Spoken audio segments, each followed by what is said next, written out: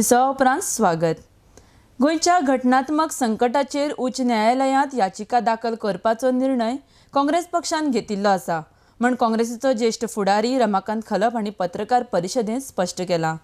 RD एक्सको खातीर पणजेच्यान chief reporter केंजिल Rodrigues आनी गौतम शिरोडकार।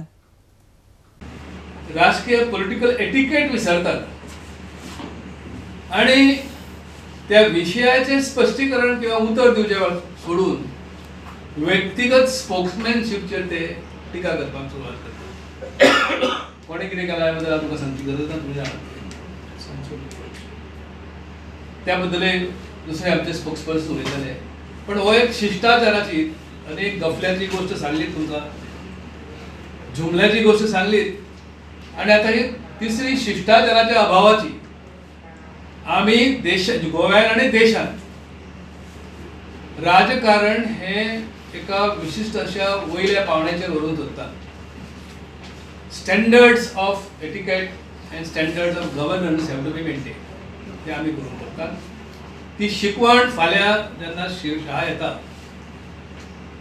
शाहान ही शिकवण या गोंयच्या जे कोण म्हणजे मंत्री असतात किंवा पदाधिकारी असतात तांकां दिवची अशें आमी मागतात। आता सरकार तर हांगा ना, गव्हर्नर एक्ट करिना, पंतप्रधान काय उलयना आणि शाह कितें उलयतलो हें आतां तुमी काय स्पश्ट जाल्लें ना। अशा वेळार आमी एक अशी अपेक्षा व्यक्त करतात की जेव्हा आमी सांगलें की ही एक कॉन्स्टिट्यूशनल ब्रेकडावन अशी परिस्थिती निर्माण जाल्या, त्या वेळार whether the High Court can take suo motu cognizance of this situation. हो प्रश्न आम्ही उभा करतात and simultaneously we are also exploring the possibility of filing a petition in the High Court